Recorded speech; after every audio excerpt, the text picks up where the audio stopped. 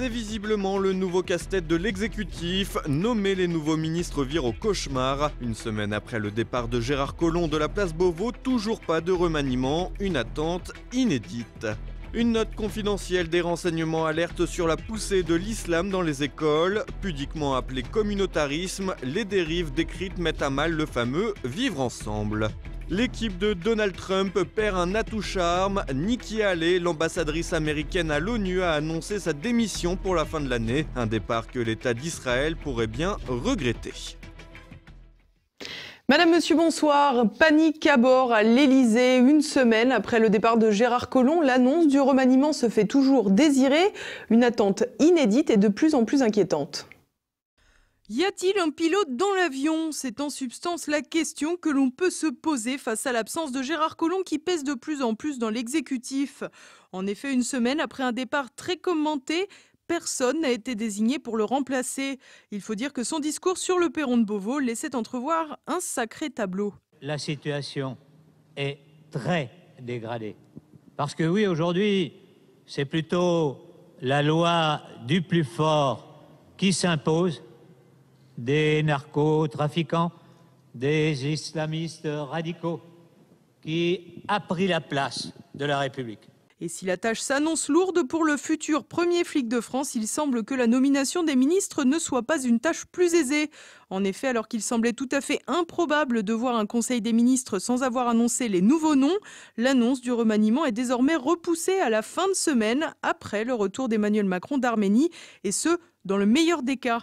Et si le verdict tarde, c'est pour plusieurs raisons. D'abord, le maintien du prétendu équilibre politique que veut maintenir Emmanuel Macron conformément à son discours devant le Congrès en juillet dernier. Certains observateurs ont dans ce cadre constaté un bras de fer entre le président et son Premier ministre. Une affirmation balayée sans surprise par l'Élysée. D'ailleurs, Édouard Philippe a une nouvelle fois dû aller mouiller la chemise pour éteindre le feu à l'Assemblée nationale. Mardi, il a tenté de réaffirmer que l'exécutif était toujours aux commandes après une attaque du patron des Républicains au Palais Bourbon, Christian Jacob. Je veux vous rassurer, Monsieur le Président. Il n'y a dans cette majorité et dans ce gouvernement aucune fébrilité, aucune impatience. Il y a la volonté de tenir les engagements qui ont été pris par le Président de la République. Il y a la volonté d'assurer la sécurité des Français. Et au-delà de l'aspect purement politique, il y a aussi le temps des vérifications plus triviales avec la Haute Autorité de la Transparence pour la vie publique, entre autres. Ainsi, les ministrables sont scrutés à la loupe, du moins leur déclaration fiscale. Car le président de la République veut à tout prix éviter de voir arriver dans son équipe une nouvelle figure ébréchée par une pirouette avec le fisc ou autre conflit d'intérêts. Il faut dire que, chat échaudé craint l'eau froide, l'expérience du tout premier gouvernement Philippe, avec les trois modems François Bayrou, Sylvie Goulard et Marielle de Sarnez, avait fait long feu avec les accusations d'emploi fictif du parti. De même, ce nouveau remaniement, prévu avec des entrées, des sorties et des modifications de postes au sein de l'actuelle équipe gouvernementale, visera sans doute à normaliser les situations problématiques. Dans ce cadre, certaines personnalités, affaiblies par des affaires comme Françoise Nyssen à la culture ou par une action peu satisfaisante comme Nicole Belloubet à la justice, pourraient être éjectées. Dans ce cadre, ce remaniement qui peine à venir donne deux impressions. La première, que la majorité a une véritable pénurie de talent. Et la seconde, qu'il est décidément difficile de trouver une personnalité ministrable sans casserole. Le communautarisme dans les écoles devient une nouvelle inquiétude des services de renseignement. Une note confidentielle remise au président de la République, au Premier ministre et au ministre de l'Éducation nationale met en garde contre la poussée du communautarisme musulman à l'école. Olivier Frère-Jacques. Une note ultra confidentielle qui ne l'est plus vraiment et qui ne fait que confirmer la communautarisation de la société française. Les services de renseignement ont transmis une note au président de la République, au Premier ministre et au ministre de l'Éducation nationale sur les nombreux cas de dérives communautaires dans les écoles. Une note révélée par Europe 1 et qui confirme les inquiétudes en matière de communautarisation du pays. Une note confidentielle qui relève du secret de Polichinelle, à en croire Jean-Paul Brigelli, enseignant mais aussi auteur notamment de La Fabrique des crétins ou encore de Voltaire ou le djihad. Très franchement, je ne suis pas membre des renseignements généraux, mais je vais quand même leur faire une confidence. Leur note ultra confidentielle, la substance de cette note se trouvait déjà dans les territoires perdus de la République en 2002, se trouvait dans le rapport Aubin en 2004, se trouvait dans la publication du rapport Aubin en 2006, se trouvait dans mon propre livre Une école sous influence à la même date, dans le bouquin de Bernard Ravet, principal de collège ou imam de la République. C'est du réchauffé. Je veux dire, les renseignements généraux et européens d'ailleurs viennent d'inventer l'eau tiède. Tout le monde sait que le communautarisme sévit d'une façon sérieuse à l'école, en particulier, et ce, dès les petites classes. Sont principalement mises en avant dans le document les revendications que l'on pourrait dire classiques des communautés musulmanes, comme la demande de restauration halal. Mais d'autres revendications existent également, comme le refus de dessiner des représentations humaines ou le refus d'écouter de la musique. Des exigences qui ne témoignent pas d'une pratique religieuse musulmane classique, mais de copier-coller d'éléments annexes à l'islam et que l'on retrouve chez les talibans ou encore chez les partisans de l'État islamique. Plus extrême encore, le refus de certains collégiens de se rendre à la piscine pendant la période de Ramadan pour ne pas risquer de boire la tasse et ainsi rompre le jeûne. Le Ramadan est d'ailleurs pratiqué de plus en plus jeune et concerne même des élèves de CM1, c'est-à-dire âgés d'à peine 10 ans. Cerise sur le gâteau, certains élèves sont allés jusqu'à refuser d'assister à des cours dans une salle de classe au motif qu'elle comportait du mobilier rouge et donc haram, c'est-à-dire interdit par le Coran. Mais la note ne s'arrête pas seulement à présenter des revendications, elle rapporte également que dans certains cas, des élèves vont jusqu'à insulter leurs petits camarades qui ne mangent pas les produits halal. Les parents ne sont pas en reste puisque certains, à Lille notamment, vont jusqu'à distribuer des tracts pour revendiquer la séparation des filles et des garçons au nom du Coran. Des petites mesures ont déjà été prises, ainsi l'Éducation nationale propose une plateforme permettant aux enseignants qui se posent des questions ayant un lien avec une religion d'avoir une réponse et un soutien dans les 24 heures, une plateforme qui enregistrerait 30 demandes par jour. Cependant, si le constat semble accablant, pour Jean-Paul Brielli, le phénomène serait marginal au niveau national. Ce sont finalement des épiphénomènes. C'est-à-dire que cela concerne une ultra-minorité et globalement l'ensemble des musulmans que je connais, moi, à Marseille, qui est quand même une ville, qui l'est à 50%, regardent ça avec un certain détachement. Il y a toujours eu des excités. Ils ont perdu la base arrière en perdant Daesh, pratiquement. Ce sont des combats d'arrière-garde qui, éventuellement, bien sûr, sont soutenus par le parti indigène de la République. Bon, mais c'est là qu'il faut sévir, c'est là qu'il faut, en un sens, couper des têtes. La note des services relève également ici et là des signes de résistance face à la poussée de l'islam. Des parents refusent ainsi que leurs enfants assistent à des cours sur l'islam jugés trop consensuels. Face à l'ampleur des revendications et aux extrémités atteintes dans certains cas, les enseignants sont finalement peu armés pour faire face, souvent complètement étrangers à la culture religieuse et encore parfois marqués par un anticléricalisme un peu désuet. L'éducation nationale est une cible de choix pour le communautarisme musulman, un communautarisme sunnite et qui touche des populations turques mais surtout maghrébines, biberonnées au wahhabisme importé tout droit d'Arabie Saoudite, un allié de la France. Reste à savoir quelles mesures envisageront les autorités gouvernementales pour faire face à ce phénomène. Deux choix d'ordre général semblent possibles. Mettre en place les outils pour tenter d'assimiler les populations ou prendre acte de la nécessité d'un développement séparé tout en fixant des limites d'ordre public. C'est un départ inattendu. Nikki Haley, l'ambassadrice américaine à l'ONU, a annoncé sa démission de l'équipe de Donald Trump à la fin de l'année. Un départ qui pourrait influencer un pan de la politique états-unienne. Donald Trump perd un élément féminin et pas des moindres. Nikki Haley, l'ambassadrice américaine à l'ONU, a annoncé son départ pour la fin de l'année. Lors de la présentation à la presse dans le bureau ovale, en compagnie du président, les deux compères se sont regorgés de compliments. Thank you, Mr. President. It's been an honor of a lifetime.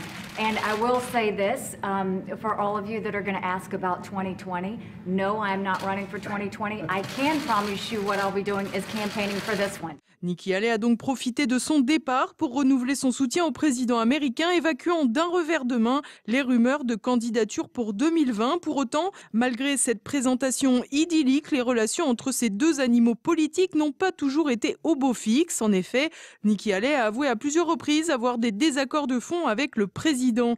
Des désaccords qui n'auront toutefois pas empêché Donald Trump de faire un portrait dithyrambique de l'ancien gouverneur de Caroline du Sud. She's done a fantastic job, and we've done a fantastic job together. We've solved a lot of problems, and we're in the process of solving a lot of problems. At the beginning, North Korea was a massive problem, and now we're moving along. It's moving along. Et si la Corée du Nord reste évidemment un des points emblématiques de la politique nord-américaine de cette dernière année, d'autres éléments revêtent une importance bien supérieure. Arrivée en janvier 2017, après la nomination de Trump, la républicaine avait tout de suite fait une forte impression au siège de l'organisation internationale. En belle ambassadrice de l'hégémonie américaine, elle avait menacé à demi-mot les États qui rechignaient à appliquer les directives de Washington.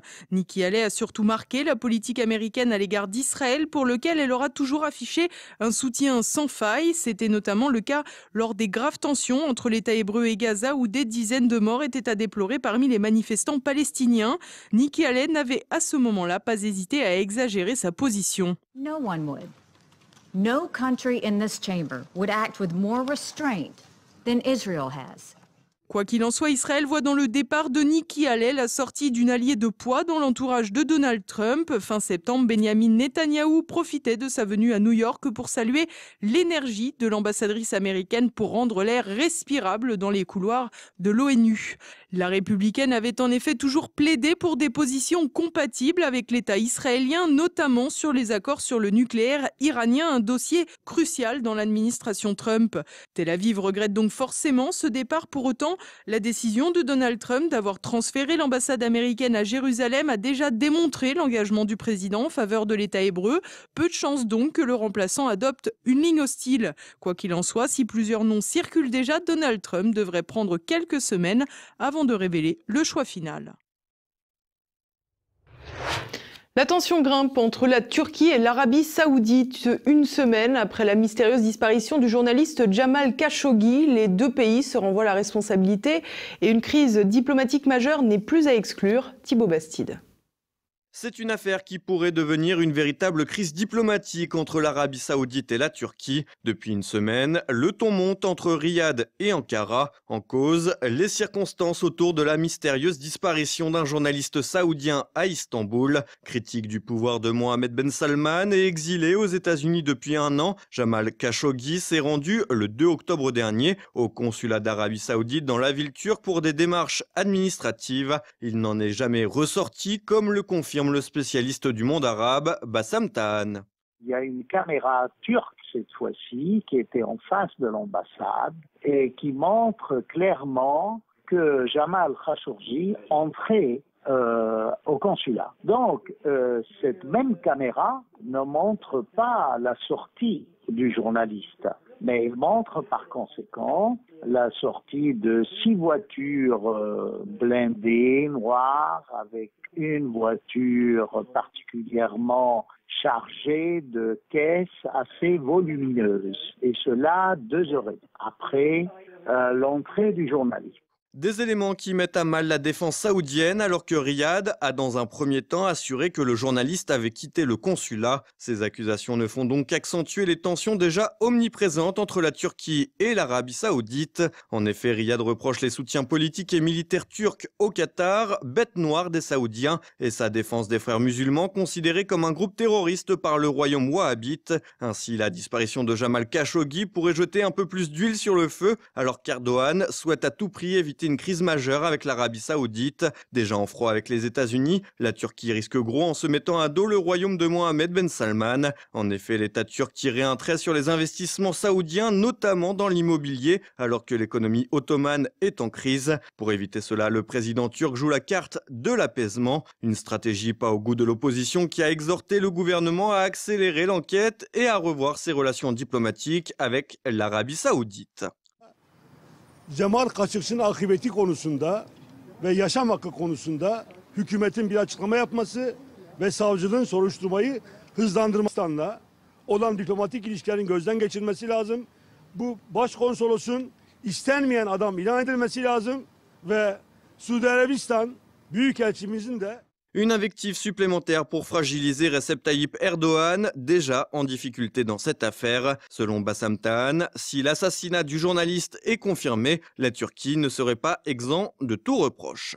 Comme la Turquie surveillait ces 2 avions qui ont débarqué, ils auraient pu quand même les filer. Et ils auraient pu...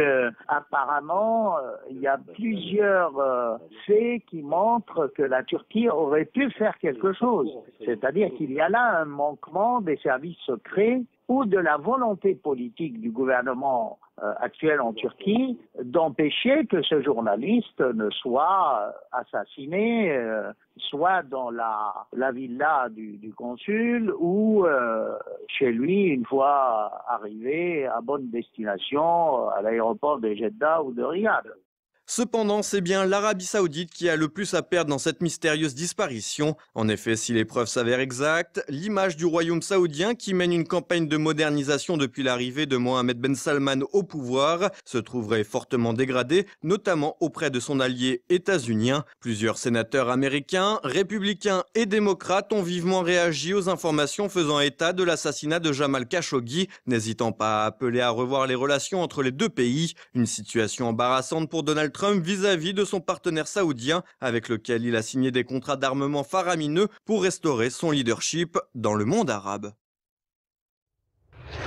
Et nous restons avec Thibaut Bastide pour l'actualité en bref.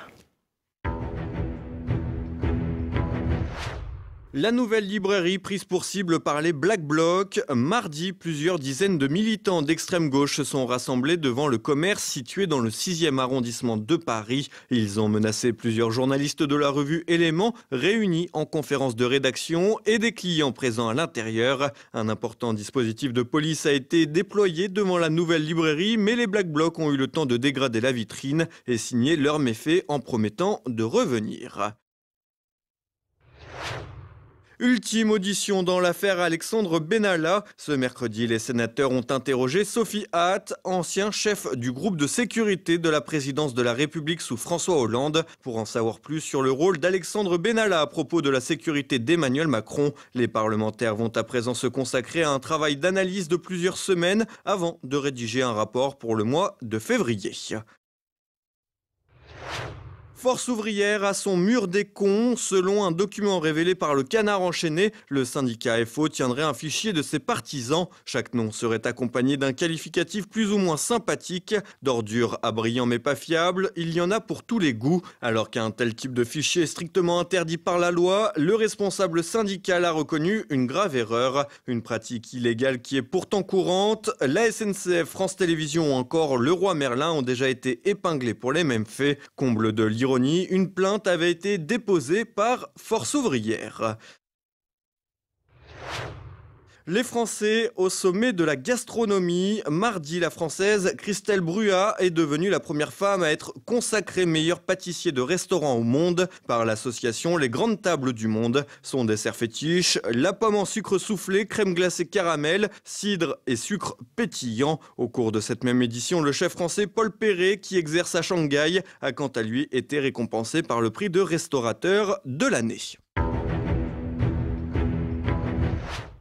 Et voilà, on approche déjà de la fin de cette édition. C'est le moment de notre Zoom du jour. Roland Elie, le président de Synthèse Nationale, vient présenter le 12e colloque de son association le 14 octobre prochain à Rungis, près de Paris. Il y a le combat politique, il y a le combat culturel. Je ne suis pas un fanatique du combat métapolitique, mais en revanche, je pense qu'il faut que les gens, on n'a pas à rougir de notre passé. On n'a pas. Alors, il y a eu des erreurs qui ont été faites, il y a eu des dérives discutables, certes, mais d'une manière générale, on n'a pas à rougir de notre passé. La droite nationale a une histoire, elle escalait avec ses grands moments, ses moments exaltants, ses moments formidables, ses combats qu'elle a menés, son rôle d'éveilleur de peuple, et on en voit aujourd'hui les conséquences, et pas uniquement en France, un peu partout en Europe. Eh bien, on n'a pas à en rougir, et ça fait partie de cette... C'est aussi pour ça qu'on a créé les cahiers d'histoire du nationalisme il y a quelques années, et qui abordent des thèmes qui peuvent parfois sembler comment vous parlez de ça, vaut mieux pas en parler. Ben, pourquoi pas en parler après tout? Et si c'est pas nous qui en parlons, c'est les autres qui en parlent, et ils disent le contraire de ce qui est.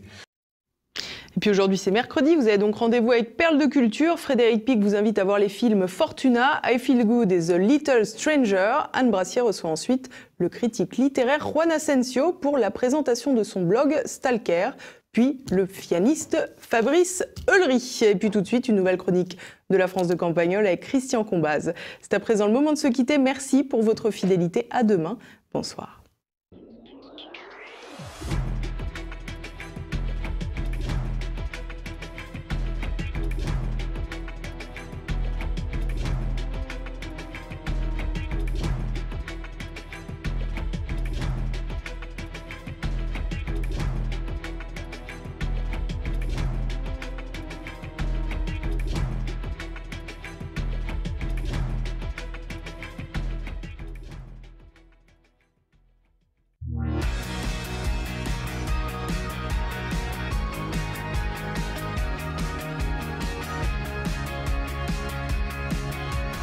Il me semble avoir dit que je recevais chaque jour des invitations électroniques à des vernissages déjantés d'art contemporain parce que j'ai dirigé un établissement qui organisait des expositions, mais je reçois aussi des newsletters, des bulletins d'information, 5 ou 6 qui émanent de certains artistes contemporains eux-mêmes, et notamment l'un d'eux, très bavard, qui a 85 ans, et qui me permet d'illustrer une dérive mortelle dans l'art contemporain, pas seulement d'ailleurs en art plastique, mais aussi en littérature, mais je vous parlerai de la littérature demain. Pour l'instant, intéressons-nous donc à ce phénomène en matière d'art dit contemporain, c'est celui de l'entre-soi. Il y a plusieurs mots pour le décrire selon la discipline. En littérature, on appelle ça le milieu littéraire, en politique, le microcosme, en télévision, la chanson, cinéma, etc., le showbiz, et en art contemporain, c'est plus sérieux que ça, puisque le ministère appelle ça carrément une filière, comme en agriculture. Ce mot trahit plusieurs choses. D'abord qu'il s'agit de gros sous, notamment de grosses subventions et de gros marchés, mais également qu'il s'agit d'une activité organisée, notamment par le ministère, sous la forme d'aide à la création, ensuite d'aide à l'achat de pièces par les collectionneurs, avec le relais indispensable des instances locales qui achètent elles-mêmes, qui flèchent, qui désignent les œuvres dont la cote va monter.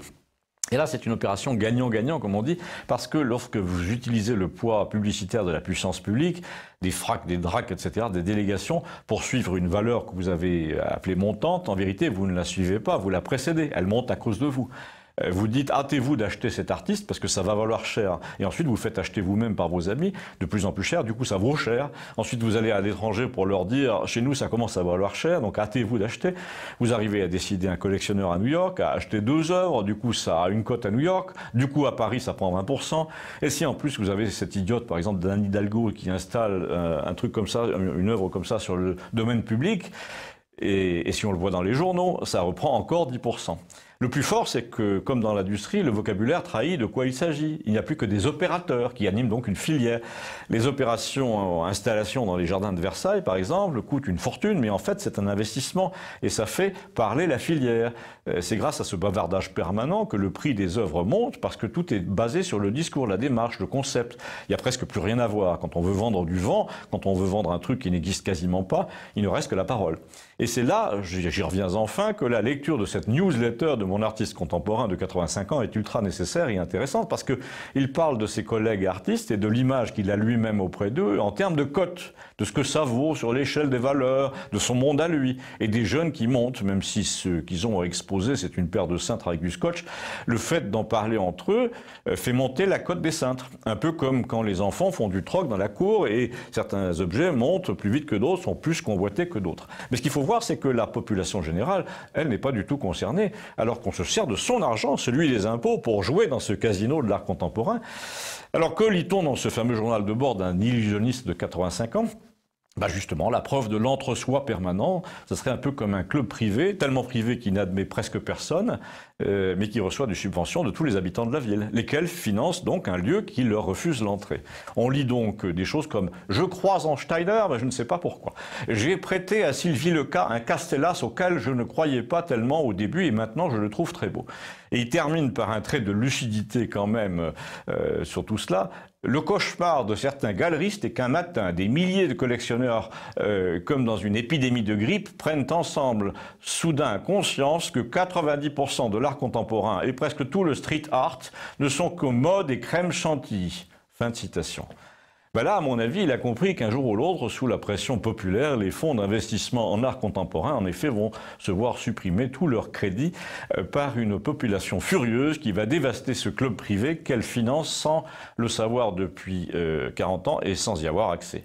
Et ce qui est valable pour l'art moderne est valable, hélas, pour l'économie en général. Le jour où les collectionneurs de créances italiennes, par exemple, vont s'apercevoir que c'est aussi de la crème chantilly, eh bien, l'euro n'en aura plus que pour 2 ou 3 mois. À bientôt.